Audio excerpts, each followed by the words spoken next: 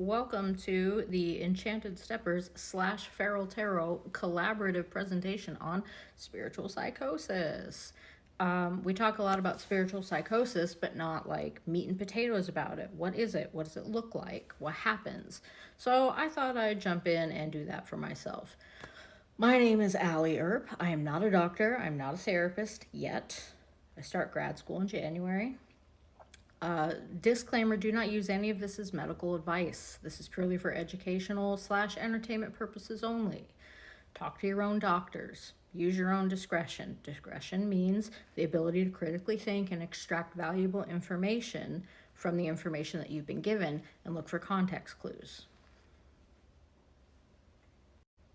A little more background about me. I am Allie, aka Abuelo, because I go to bed very early, so the other admins call me Grandpa. I am also the Sagittarius.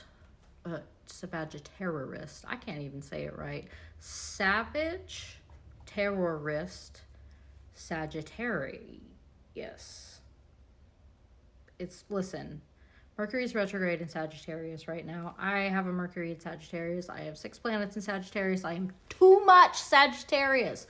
So, whatever. And I have a Gemini rise, so there's just a lot of chaos in my brain all the time. Sagittarius is the point, aka feral cat, which is where the whole feral tarot thing comes from. I also used to work in animal control for many, many years. One of my specialties working with were the wolf dogs and the feral cats. Sense is starting to be made. I'm formally educated in psychology, sociology, social work, human services, advocacy, nonprofits, health information technology, pathophysiology, medical coding and billing, yada, yada, yada. I have several degrees, and I know a lot about a lot of things. I am also, in addition to being a professional student, I am also a former SW. I am a former spicy dancer. I danced at Hustler in Detroit. That was fun. It was one of the best, experiences of my life. I'm a former professional dominatrix. Ask me questions about that. I am also a canine behaviorist.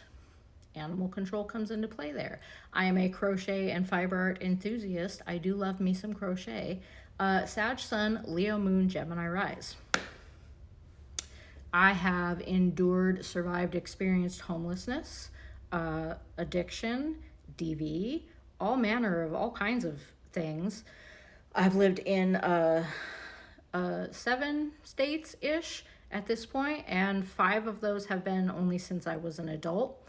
I am a living organ donor. I gave a kidney to my dad in 2018. According to the VA, I'm an alcoholic, which, And my kid died of cancer last year. I've been through some things. I've seen some things. Nothing scares me. Nothing weirds me out. Nothing repulses me, really.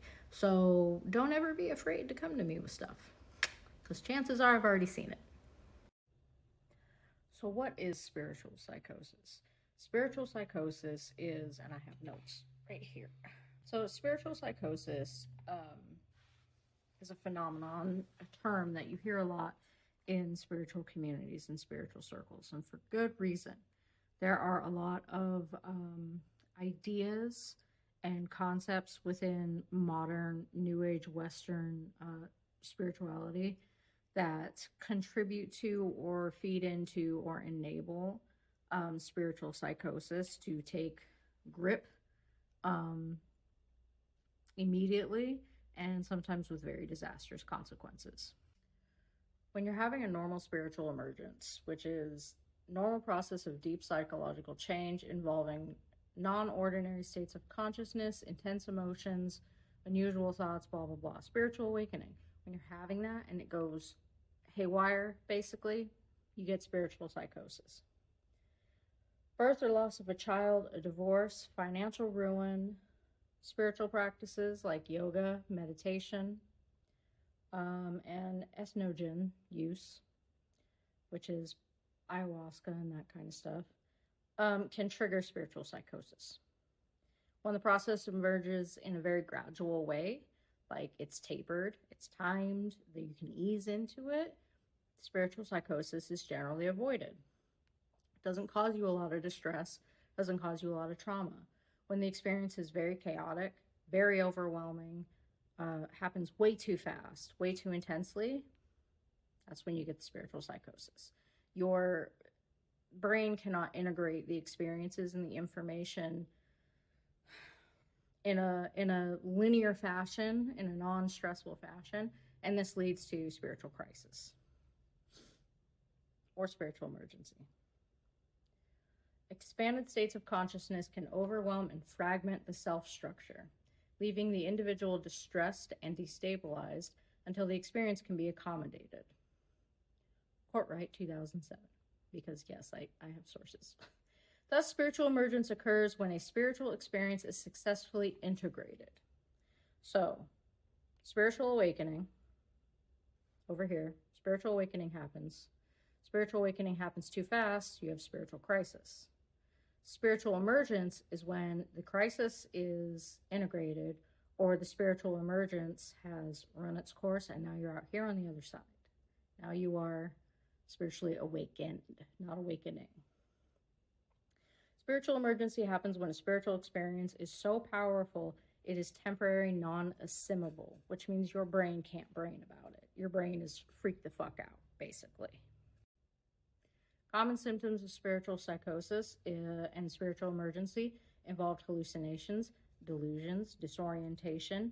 However, in these cases, apparent psychotic symptoms are not indicative of psychotic disorder, which means just because you're having symptoms that align with psychosis doesn't mean that you have a psychotic disorder. This is how we delineate and separate between people who have a psychotic condition, bipolar, borderline, any of the schizophrenia, schizophreniform, schizotypal, any of that stuff, or like cannabis-infused psychosis, between something that's considered organic versus something that's considered a temporary state, which is what spiritual psychosis tends to be. So what are some red flags that you may be partaking in or surrounded by some ideas and concepts within the modern spiritual New Age community that can be problematic or contributing to spiritual psychosis? I'm so glad you asked. Number one, light language. Light language is the modern spiritual New Age version of the kind of Southern Baptist fundamental evangelical speaking in tongues thing. That's literally all it is. Instead of the inspiration for the babbling coming from God, it is now coming from the Arcturians and the Pleiadians and the Orions and whatever alien race the person claims to be in contact with. Why is this a red flag? Anytime anybody gets online and is demonstrating that they are the channel or the vessel for divine or intergalactic wisdom, something can only come through them. To access this, you have to go through them. One, that's cult behavior. Two, stuff like that definitely feeds into the whole paranoia about everything being spiritual warfare, everything being demonic, that people who have valid organic mental health conditions that allow them to have auditory and visual hallucinations, that they are transcending the human experience, and all of that stuff is religious or spiritual based and not organic, which is not great. Reality shifting is another red flag. I know this is huge with the quantum metaphysics girly pops right now. Here's the problem. This also popped off really big during the panorama. Here's the problem with reality shifting. Now, quantum physics is real. All that stuff, it's a real thing. String theory, alternate dimensions, alternate universes, alternate timelines, all of that stuff. All of that's real. I'm not saying it's not real. What this is referencing is people who use reality shifting as a way to, again, I have access to this thing that will change your life for the better, and you can only learn it from me. I have to teach it to you. You have to do it my way. That's cult behavior. Two, a lot of people who claim to do reality shifting and really, like, there's a whole language that they use with it. You write a script and then you just send yourself into this alternate reality. It's very much maladaptive daydreaming and a trauma response. It's not something that, you know, can or should be done willy-nilly just because you saw a video on the internet about it.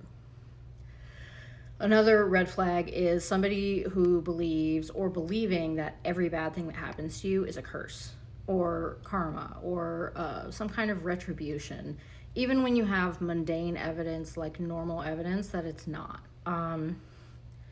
Somebody getting your order wrong at Dunkin' is not spiritual warfare.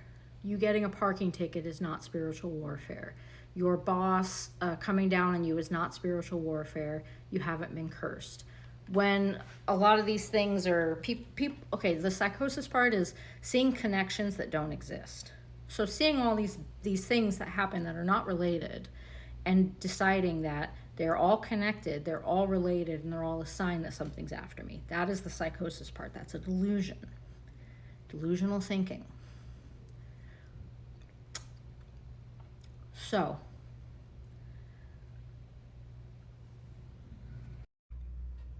believing that everything is spiritual warfare is also a big red flag. Again, because it's this notion that something is after you, there's something larger cosmic at play. It allows you to conveniently remove yourself from having to have any responsibility over anything that happens in your life, because now you are just a victim of the universe and forces are conspiring against you. You are powerless. That is not the case. Spiritual warfare, people will find any reason under the sun to think something is spiritual warfare. And it's just not, it's not great. You have to take responsibility and accountability for your choices that land you in situations that are commonly known as like spiritual warfare. Like your husband's cheating on you, and it's spiritual warfare because the other woman has been sent to test your faith in your relationship and blah. No, he's just cheating on you. There doesn't need to be some grand external explanation or cause for it, which people try to find because it helps them kind of see that there's nothing that they could have done or that it's not their fault, or somehow it like mitigates the blame or like the reality of it in some way. So the last one is the belief in the whole starseed phenomenon. Now this is really controversial because Indigenous and Aboriginal lore and beliefs do have a solid track history of the belief in the sky people and ancient beings from other star systems who came down and imparted knowledge and wisdom to these tribes. And it's part of many of their origin stories. Just look at the Hopi, for example. And Aboriginal Australia also has a long history with, you know, ancient alien stuff. But what I'm talking about with starseed stuff, it's beyond the ancient alien stuff. There's that core belief, right, that exists. What the starseed stuff goes into is the direction that the Nazis were taking it, that the Third Reich was taking it, that you have half of this DNA and you're part alien, and these beings talk to you and communicate with you because you're special. It's very much delusional. It's very, again, very cult. Like you have to go through somebody else to get to the source, which is a big thing with cults. The core beliefs look more cultish, like Scientology, Realism, Dolores Cannon with her quantum healing hypnosis technique, the QHHT. I know that's going to ruffle a lot of feathers. Heaven's Gate stuff, where you have individuals in giant Facebook groups, or now the Clock app, who believe they're part of a star family and have been energetically pair bonded to alien spouses who will eventually physically appear in this reality. Does that sound, even within, you know, the most woo of circles, Does that sound a little out there? I'm really going to need you to think about that. Really. Now, the whole starseed thing deserves its own conversation, which will be had later. I'm not saying that the core Aboriginal beliefs, the core indigenous beliefs of starseeds and sky people is not valid. I'm not saying that. What I'm saying is the alt-right pipeline, modern New Age spirituality, white people spirituality, has corrupted that core belief, that core part of indigenous and Aboriginal spirituality, and turned it into this perverse, wild, occult nonsense. That is the starseed stuff I'm talking about. That's the problem that contributes directly to spiritual psychosis. So now I want to get into some examples of popular cases you may have seen in the media, any of my true crime people. You may have seen some of this stuff, or it just may have been on the news, that you may have seen that are giant neon. This is a product of spiritual psychosis. Just to underscore the seriousness of spiritual psychosis, it's not just some cute little term that we use to talk about people who think that, you know, they're channeling an intergalactic language from space on the Clock app for views. Like, spiritual psychosis can be very, very dangerous, which is why we all harp so much about it. So the first example we have is Mystic Lipstick, aka Daniel Ayoka, aka Daniel Johnson. Now, this popped off, God, a year ago, maybe 2 years ago. I can't remember exactly when. She was huge on the Clock app for her astrology content. She popped all the way off.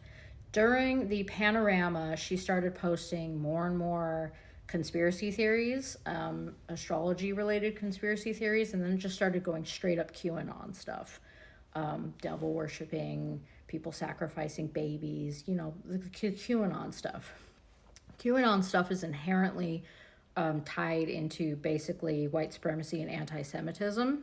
So that's where you get the whole lizard people thing. That's actually anti-Semitic conspiracy that's as old as time.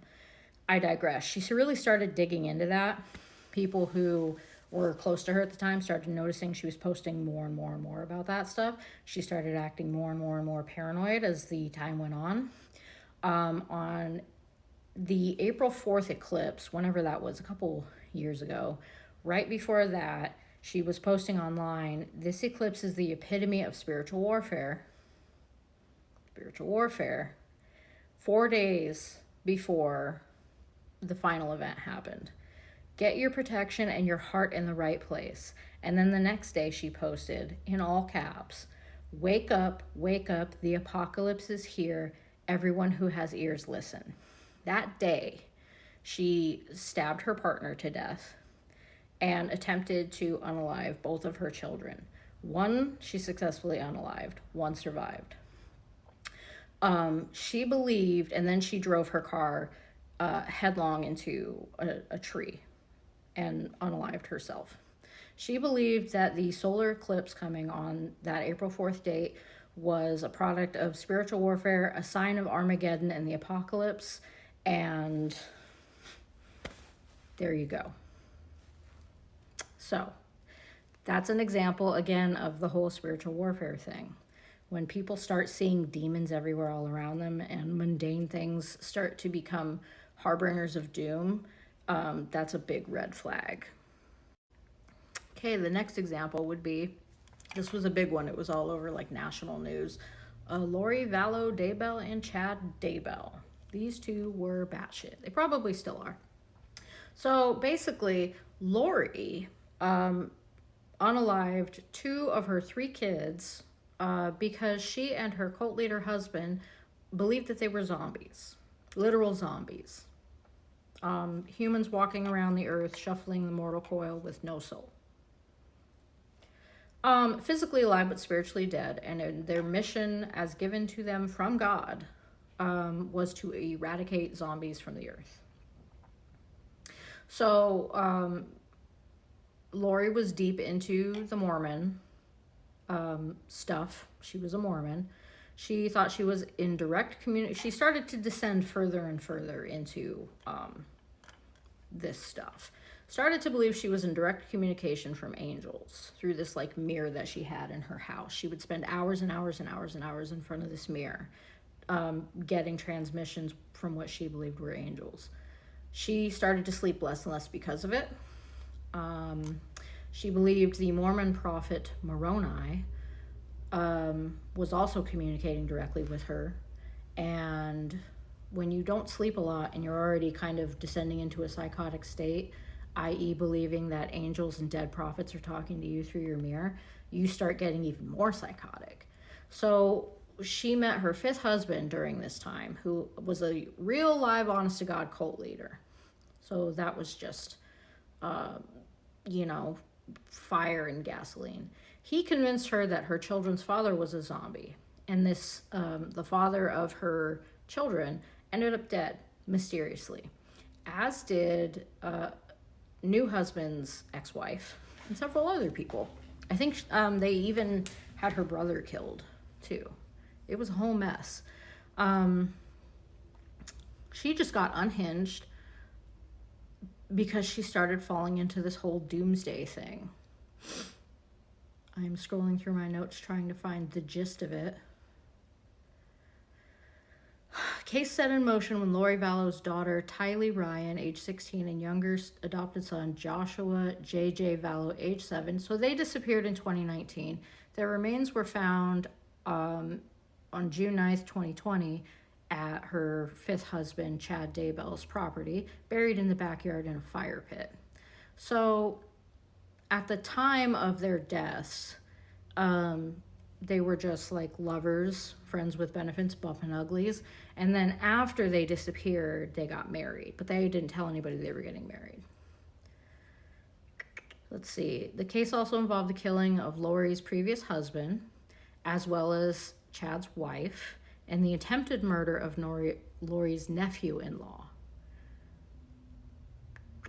Yeah.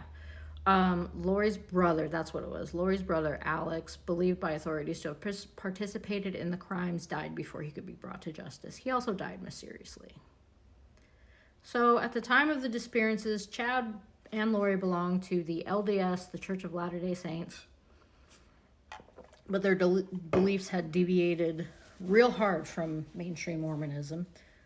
Chad Daybell, an apocalyptic author and publisher who claimed to have visions from the future and to have lived through multiple past lives and prophesied the world would end July 2020. Lori Vallow had come to share her lover's fringe religious beliefs. She became convinced she was a deity, destined to play a role in the coming apocalypse, and that her family was getting in the way of her mission.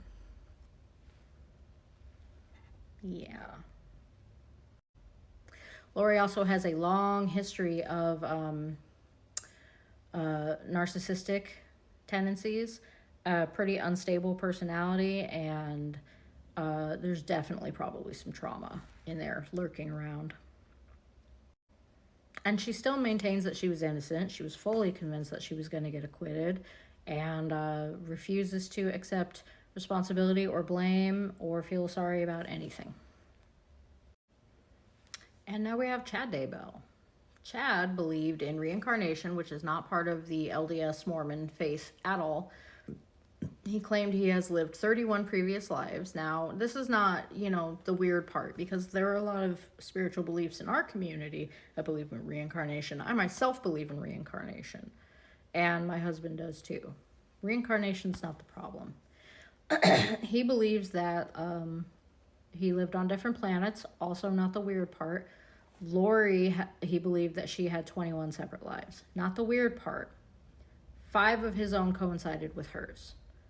Also not the weird part. On Earth. Lori eventually told her friend that she and Chad were sealed together in this life due to previous marriages and past lives, despite both of their spouses still being alive. Again, that's the whole soulmate thing. Where it tips into, is the fact that both previous spouses died shortly after they met and started messing with each other. When her friend suggested that they should divorce their spouses, Lori told her friend they were not allowed to because the information they were receiving from the other side of the veil, remember from the angels and the prophet Moroni, were telling them that they were not allowed to get divorced. They were just supposed to kill everyone instead. Chad also claimed he was the reincarnation of James the Less, and Lori had been James the Less's wife under the name of Elena. In other past lives, Lori had been Mary French, who was the great-grandmother of Joseph Smith. Now, if you don't know anything about Mormonism, he's the guy who started the whole thing. As well as the wife of the prophet Moroni. So I don't know 100%. Like, I know there's some people who grew up Mormon in the group that could explain this more. But I believe Moroni is kind of like their version of Muhammad. Like, he's the prophet from God. So that. According to Chad, the past lives were multiple probations on Earth. The belief is shared by some Mormon fundamentalist groups who consider such probations are necessary for one to reach exaltation. Chad categorized people as either light or dark, based on his assigning with their affiliation of either Jesus or Satan. This is where it starts getting into the spiritual psychosis part. Honestly. I know the other stuff's kind of like, but this is where it starts getting heavy. So the whole light or dark thing, you see this a lot in spiritual communities. They're all light, they're all dark, and it's very spiritually bypassy.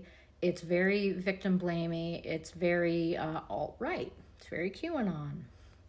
It's very, can lead to spiritual psychosis, because when you're constantly viewing everything in either good or evil, either for you or against you, that leads to a lot of cognitive distortions, and that starts to fuck with the way that your brain perceives reality. And now you start getting more and more paranoid and start thinking everyone's either for you or against you. Not a good place to be cognitively. He and Lori employed a unique scoring system for good and evil, assigning every person a rating from light to dark.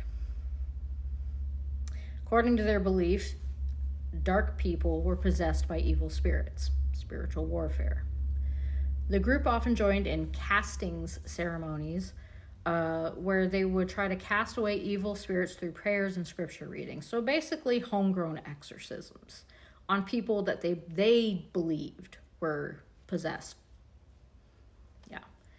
I think the lines should all be lining by now. Like, you should be starting to get the picture.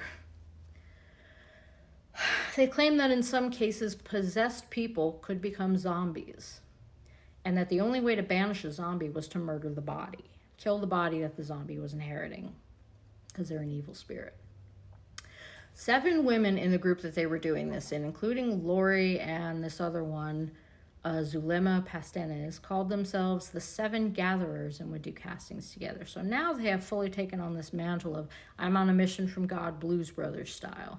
And they're the only ones who can do this. They would do it on Zoom, by the way, too. Chad and Lori also described people on a vibration scale.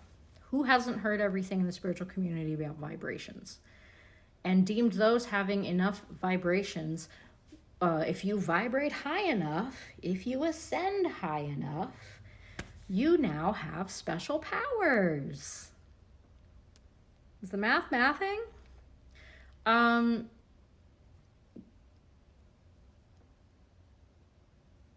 Their beliefs also included teleportation and dark and light portals. Chad claimed he could create such supernatural portals, which he used to interact spiritually with Lori when they were long distance, receive revelations, and travel to other realms. Chad predicted the world would come to an end July 22nd, 2022. He told his followers he was guided by angels and could see hidden truths, while Lori claimed to have direct communications with God and Jesus.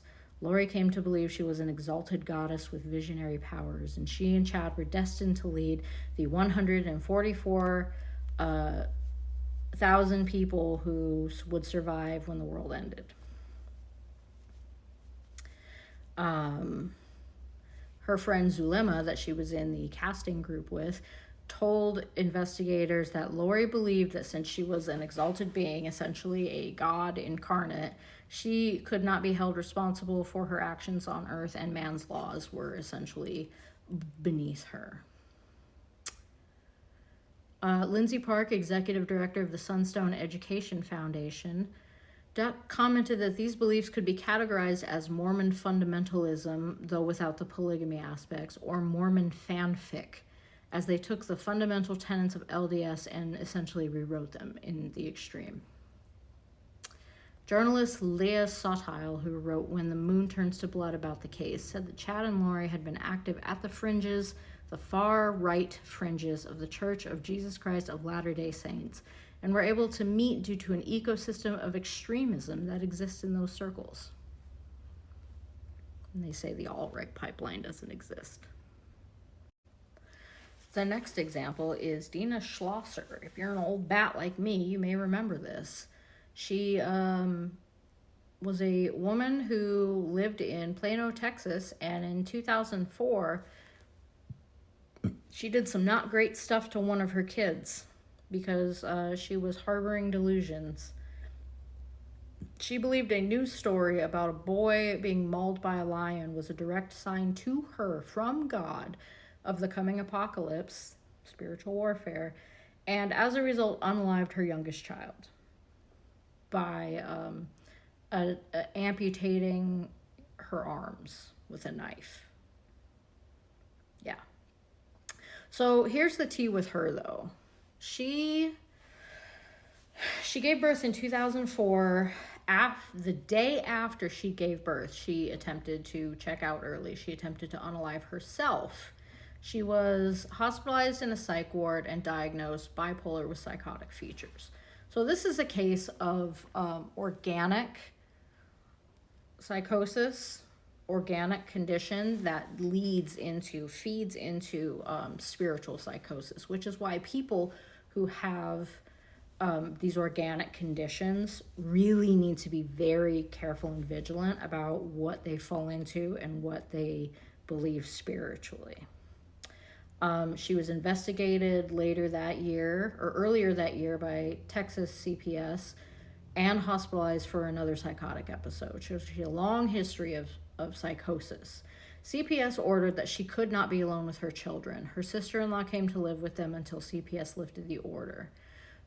Schlosser came to believe that Margaret, her daughter, was destined to marry Doyle Davidson, a veterinarian who had recently become their pastor. So there's some delusion for you.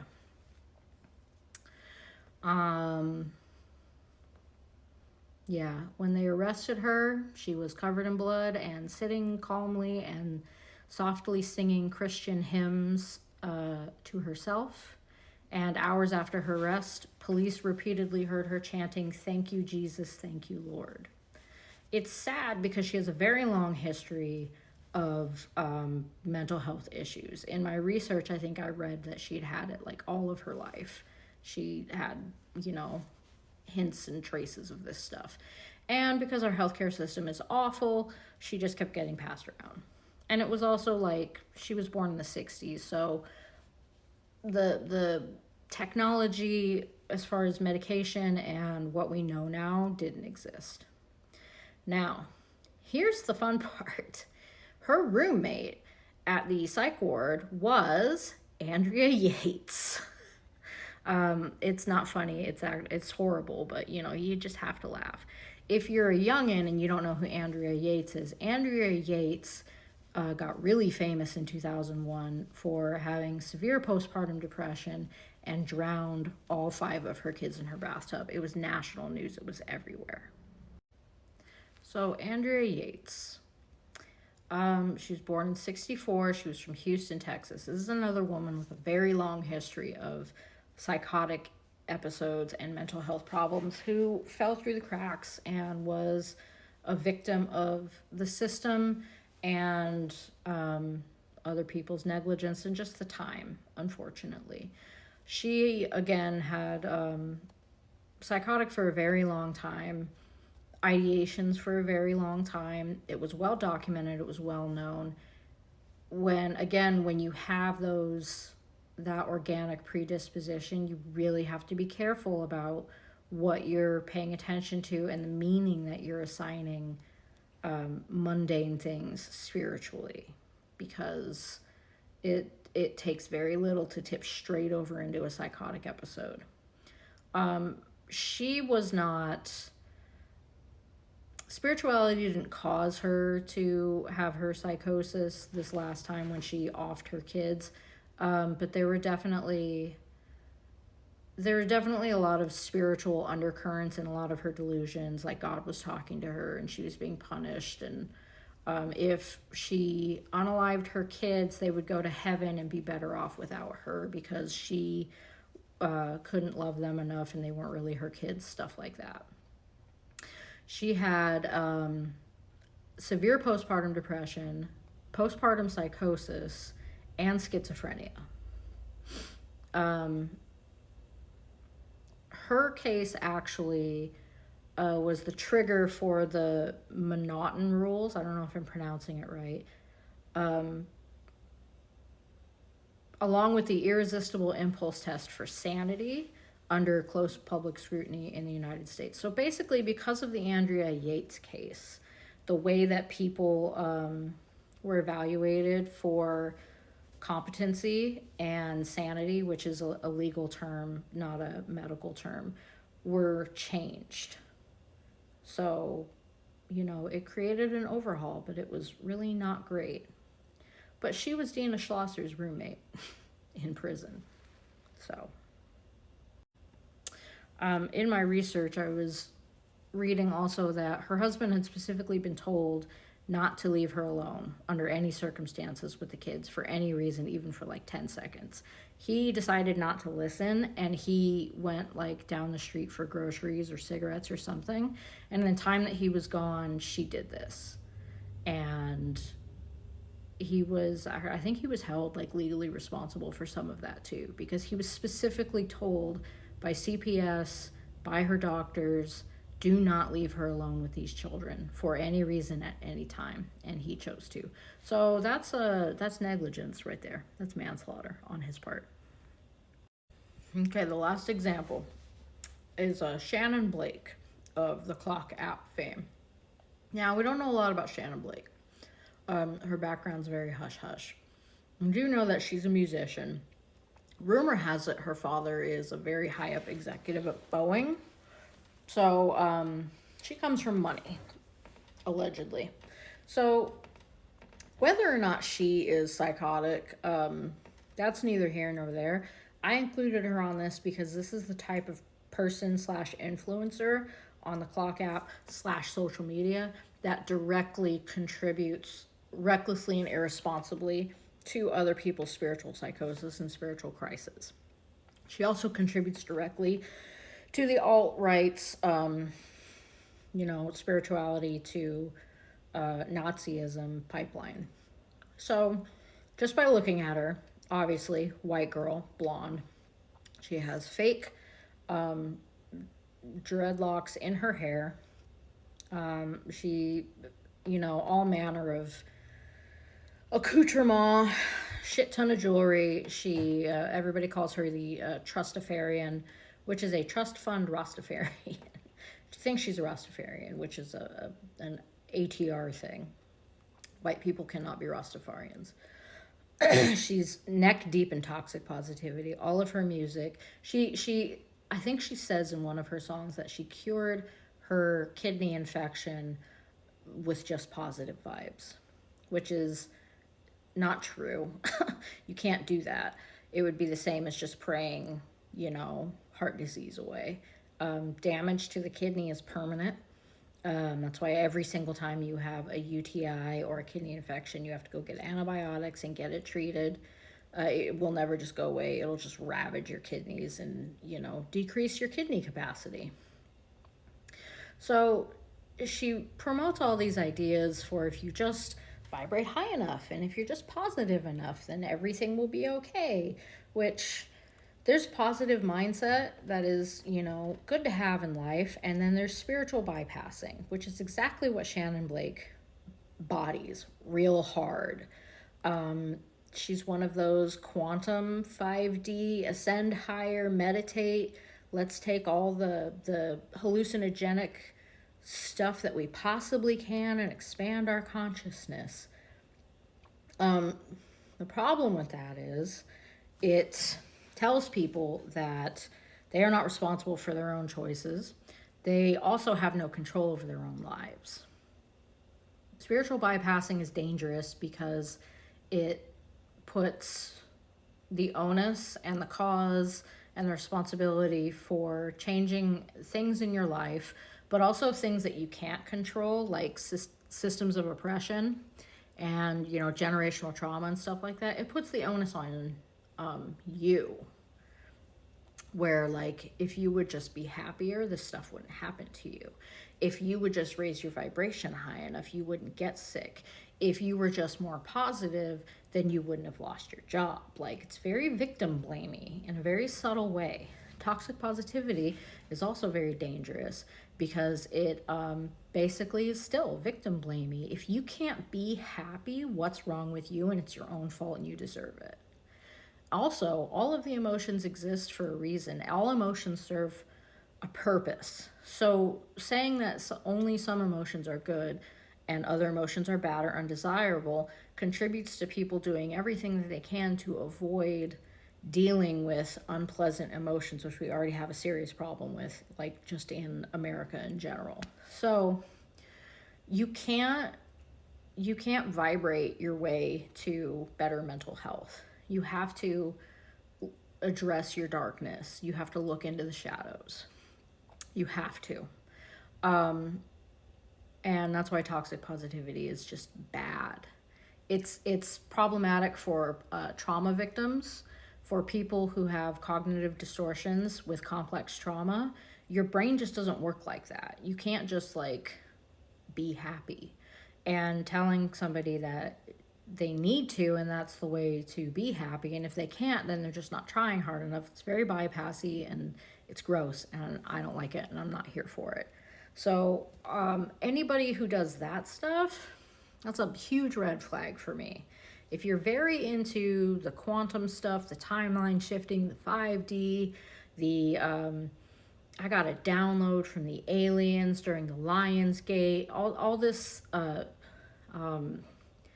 stuff that's got like an intergalactic space theme to it, giant red flag for me. So, definitions and terminology. In 1994, the DSM-4 included a new V code entitled Religious or Spiritual Problem. This is very significant because up until this point, the DSM, which is the Diagnostic Statistical Manual, basically the Bible for mental health, tells you the coding, the billing codes for every diagnosable mental health and, you know, neurological crossover condition that exists. If it's not in the book, you can't be diagnosed with it. If you can't be diagnosed with it, they can't bill for it, which is why you know, we don't need labels, but the labels are important because they serve a purpose. That's another rant for another time. Basically, the DSM is a big deal. The DSM V62.89.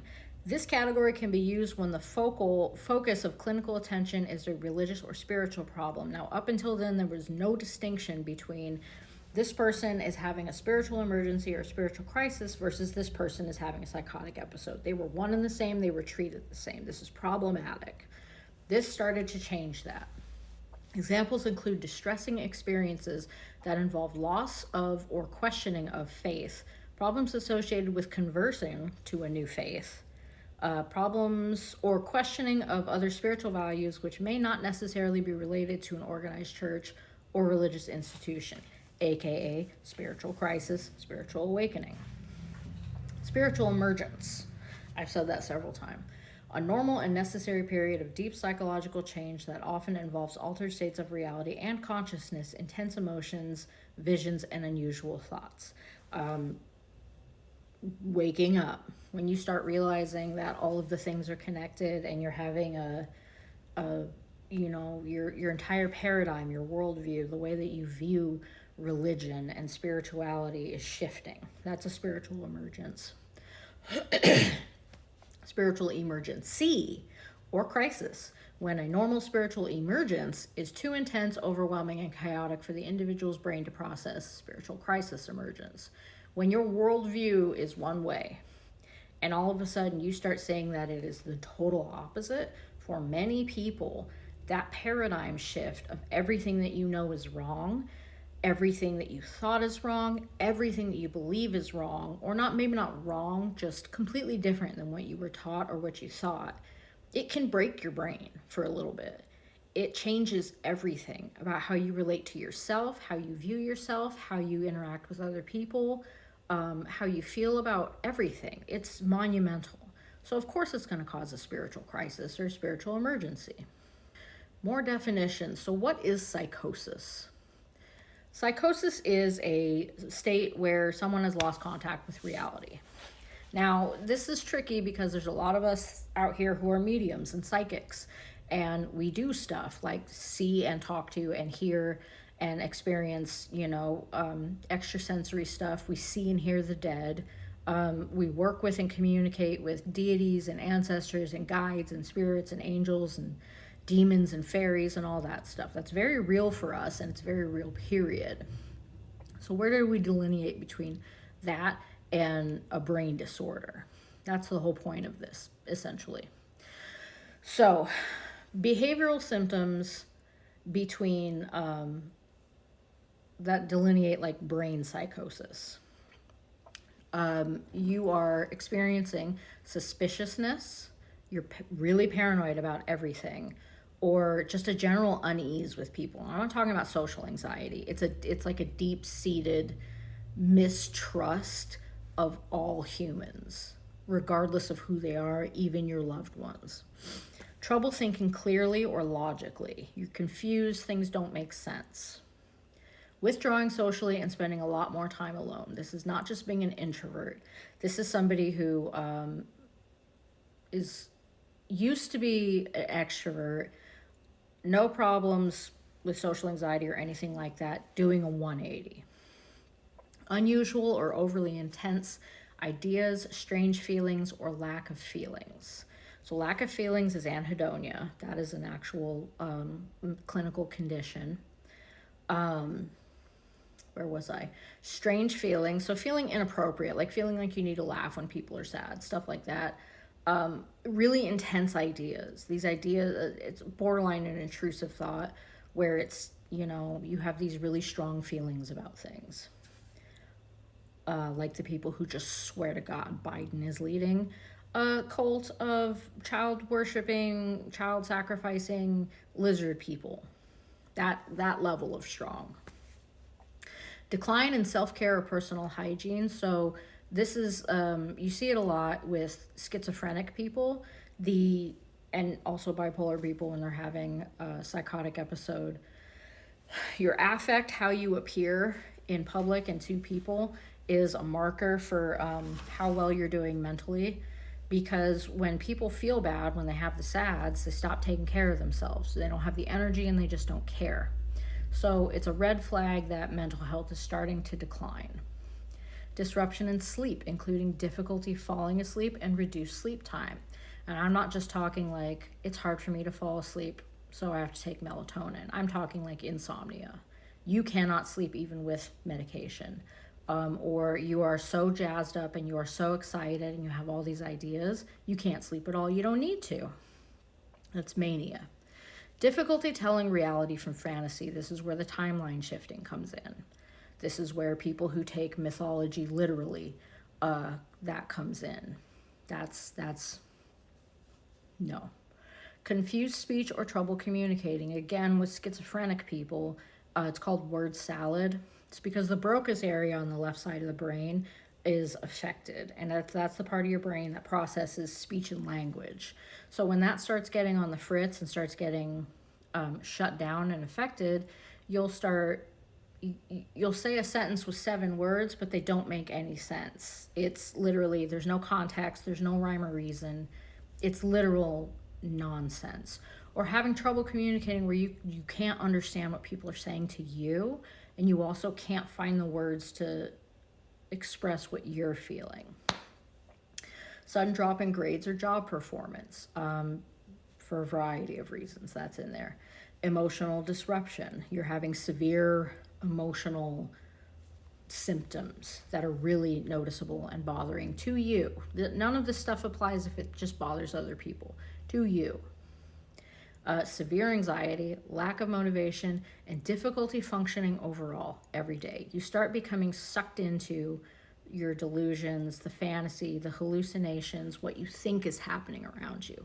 That is when psychosis becomes psychosis, and not just, okay, well, I'm seeing my dead relatives in the corner and it's really inconvenient, but now I have to go pick up my kid from school. Big difference. More definitions. Psychosis, a set of symptoms characterized by a loss of touch of reality due to disruption in the way the brain processes information. That is organic psychosis. When someone experiences a psychotic episode, the person's thoughts and perceptions are disrupted, disturbed, and the person may have difficulty understanding what is real and what is not. So like when you're tripping, I've never done this, but my husband is a big fan of acid. And he said that the only reason he didn't freak the hell out when he did acid one time and saw dragons climbing up palm trees and light poles was because he knew he was on acid. So he just thought it was cool. But if you get so into the weeds that you forget that what you're experiencing and what your senses are telling you is happening isn't real, that's when it starts becoming distressing. Delusions. Delusions are a fixed false belief. Fixed means unchangeable even when presented with evidence to the contrary. So if somebody says the sky is purple and you point to the sky and you say, look, it's blue, and they say, no, it's purple, and you show them pictures and there's no purple skies, and you say, look, the sky is blue, and they say, no, it's purple. That is a fixed false belief. Despite clear, reasonable evidence, they are not true. Persecutory or paranoid delusions, when a person believes they are being harmed or harassed by another person or group, are the most common.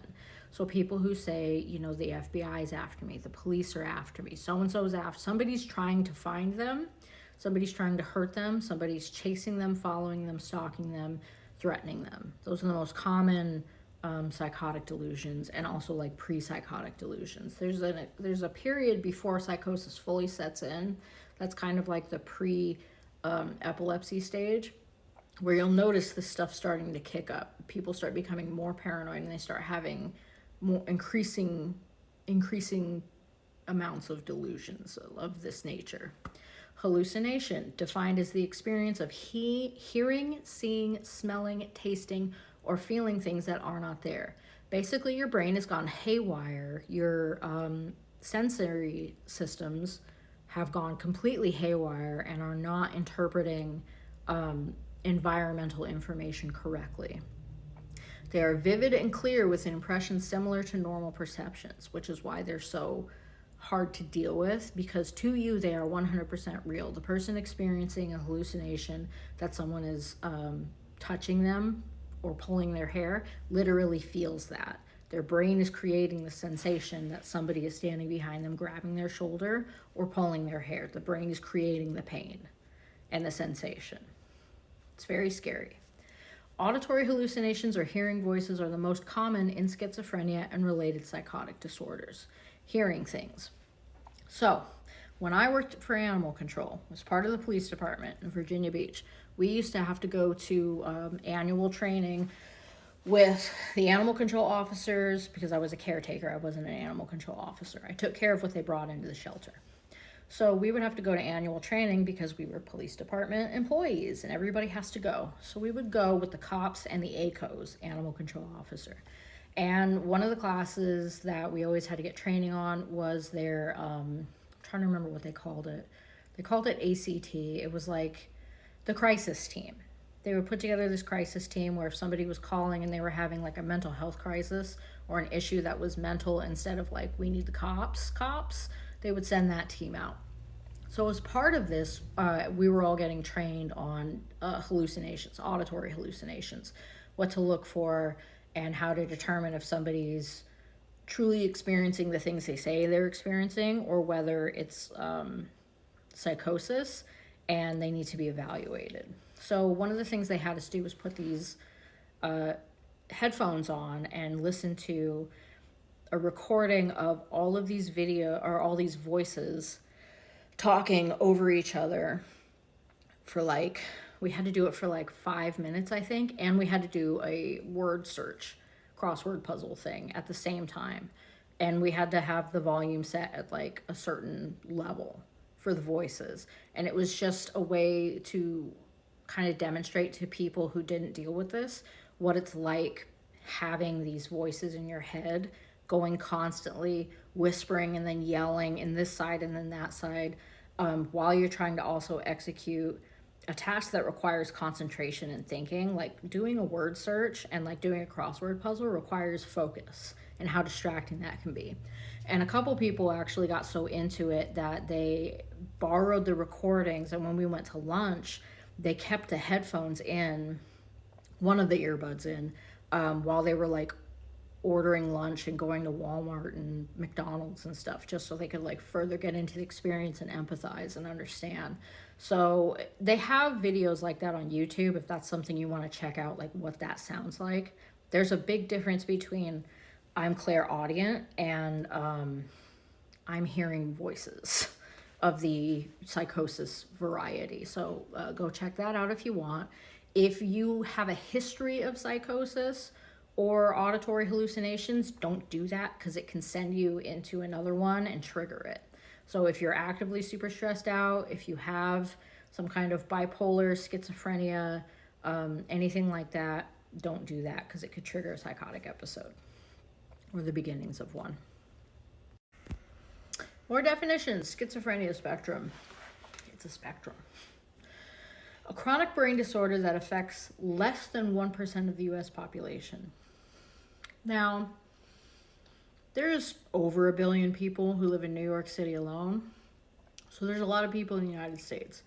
Less than 1% is still, a significant amount of people. It's just not as prevalent as people think it is what the point I'm making by saying that. So, positive symptoms of schizophrenia spectrum. A positive symptom is a symptom that is not normally within, like, it's not considered baseline normal human functioning. A positive symptom would be hallucinations, hearing things that don't exist, seeing things that don't exist, paranoia, exaggerated or distorted perceptions, beliefs and behaviors. Now all the stuff I'm talking about, psychosis and schizophrenia, all of that is coming like straight from the APA, the DSM, like certified expert resources. Negative symptoms of schizophrenia spectrum. Those are symptoms that are, they should be present, but they're not.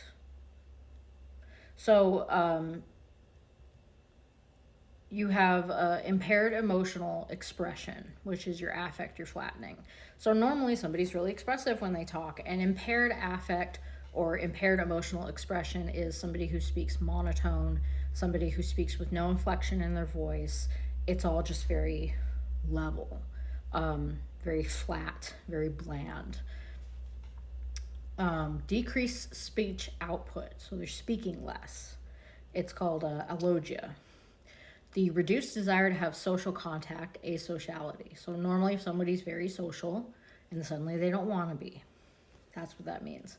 Reduced drive to initiate and persist in self-directed, purposeful activities, avolition.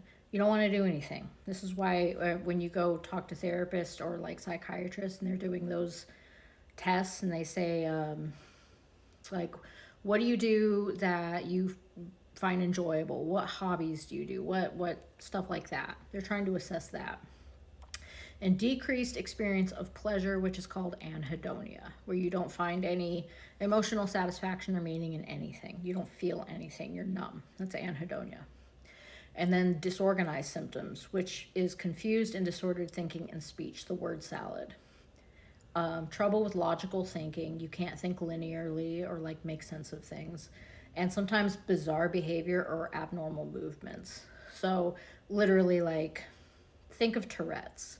Tourette's isn't a psychotic disorder. That's not what I'm saying. But like to picture what abnormal movements would indicate, something like a Tourette's or like a seizure disorder.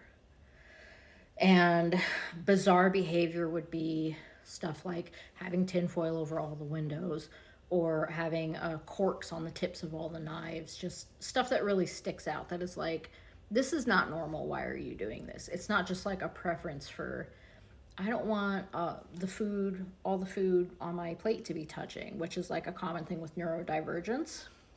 It's, I can't have red food on a blue plate for no reason. And this is why professionals have to evaluate this, because some of this could be like, well, is that obsessive compulsive? Is that a compulsion thing? Like, or is it psychosis? This is why trained professionals are extensively trained in identifying these things. Last bit of definitions: disorganized thinking and speech. I just kind of covered it, but we'll go over it again. Thoughts and speech that are jumbled or do not make any sense. For example, the person may switch from one topic to another or respond with an unrelated topic in conversation. Now, the symptoms are severe enough to cause substantial problems with normal communication. Now, sometimes, people who are neurodivergent will jump around from topic to topic because ADHD is a thing. This is above that. This is next level, like you will notice, because it happens continually. It's not just like one change of topic within communication. And it's like you're talking about books and you ask them a question about books and they start talking about wallpaper, and then they start talking about salad spoons, and then they start talking about dogs. Like, it's not a hyperfixation, or there's no connection at all to it.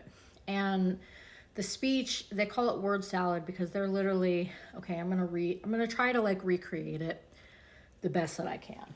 Hold on. I need like stuff to look at while I do this. Okay, so word salad sounds kind of like somebody saying like, just checking into you, but the otter's birthday is 4 out of 5 cats. Your birthdays, I have birthday cards in front of me, that's why they're birthday themed. Your birthday's coming up, but the otter doesn't want a spoon and can't understand why the hills are alive with the sound of music. That's an example of word salad. A bad one, but it's still an example. Disorganized or abnormal motor behavior. Movements that can range from childlike silliness. So it's basically like situationally inappropriate. Adults who are literally like giggling and, doing stuff like this, like a kid playing with her skirt, stuff like that. That's considered disorganized and abnormal. From childlike silliness to unpredictable agitation, or can manifest as repeated movements without purpose, which is why I said suggest Tourette's. When the behavior is severe, it causes problems with the performance of activities of daily life. It includes catatonia, where somebody is literally like, this is an example of catatonia, but for hours and hours and hours, even days, like they just don't move. People will even not blink when they're catatonic. When a person appears as if in a daze with little movement or response to the surrounding environment. You could poke somebody who's catatonic, you can scream in their ear, you could slap them, zero response, zero reaction. The body exists and it's there, but the person in the mind has gone away. They're just gone. Catatonia. The agitation, you could literally just ask somebody a simple question and they like could explode into a screaming fit, hysterics, dissolve into just very exaggerated behavioral responses to things. That's what that's talking about.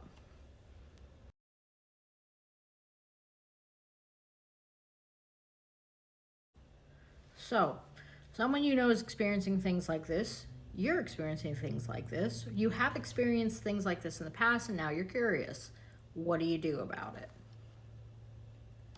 So, if you think you might be traipsing down the pipeline into some stuff that could lead to questionable things, or, you might already be kind of inching into a spiritual psychosis, what do you do? First of all, you don't panic. Do not panic. Don't be embarrassed. Don't feel ashamed. It's not the end of the world. It's a spiritual awakening. Spiritual awakenings are messy. They're supposed to be. They're supposed to completely unmake your reality and remake it. You know, it's the speed at which this happens and the supports that a person has while it's happening that make the difference. Spiritual awakenings are messy as fuck. And they're supposed to be.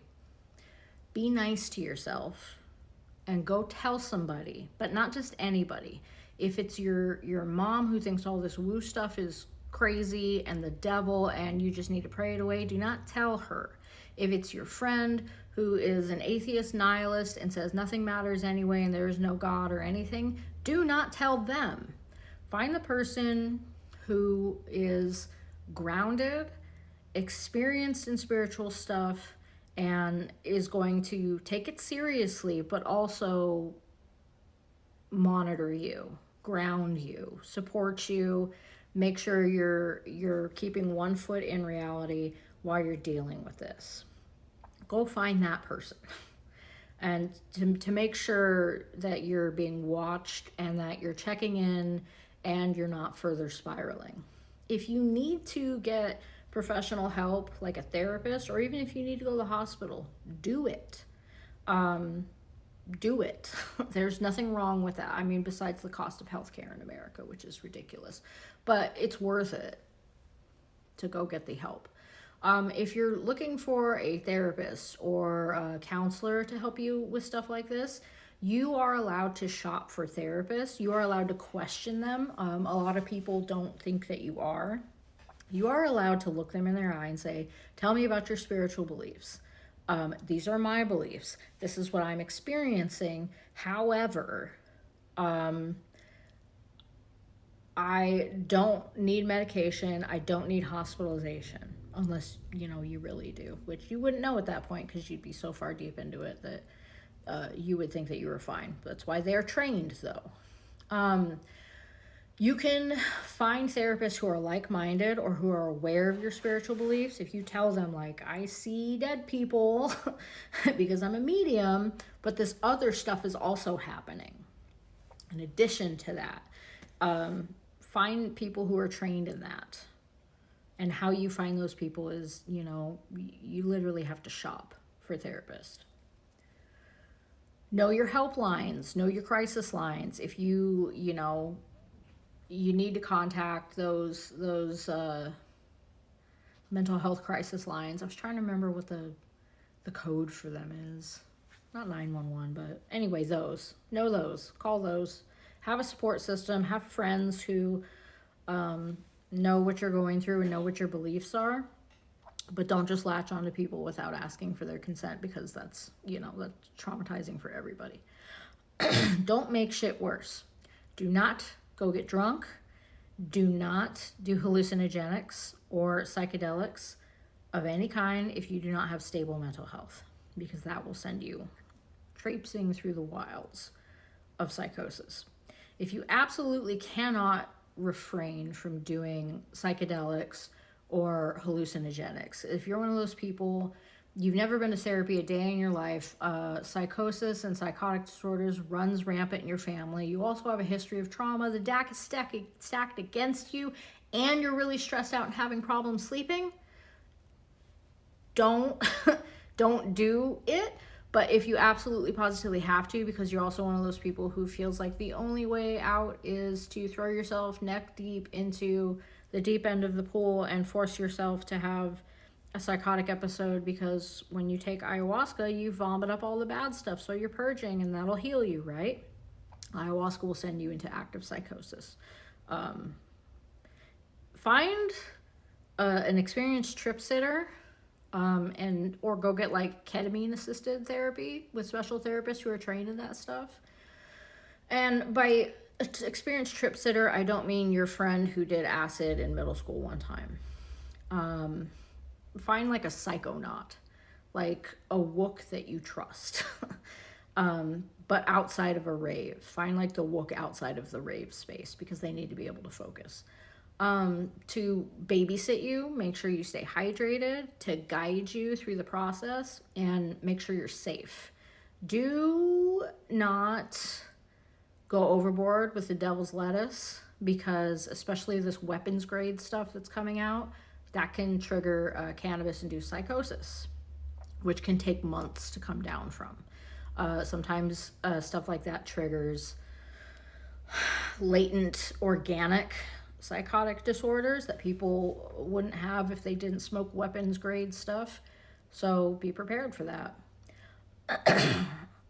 Don't get drunk. Don't do any of the self-destructive escapist stuff. Don't make shit worse. Do not do ayahuasca or a cacao ceremony. One, if a white person's administering, either one. Turn the other way and run. Two, don't do that shit if you're actively in a crisis or unstable, because it's going to cause much more harm than the good that you think it's going to do. You need to be stable before you can do that stuff.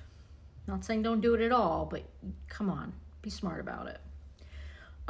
If you haven't done any kind of therapy or shadow work or even address the elephants in the room, do not do this stuff, because it's just going to wreck your brain. You're going to have a bad time. It's going to cause a spiral that can have real world consequences. So that concludes our presentation on spiritual psychosis. There's a nifty little reference page. And yeah, find me in the comments, find me in the group, message me anywhere, anytime to ask any kinds of questions. My name is Allie again with Enchanted Steppers, and this has been your friendly neighborhood presentation on spiritual psychosis, why it's a bad thing, and what it actually is, so you can recognize it in the wild. Thank you.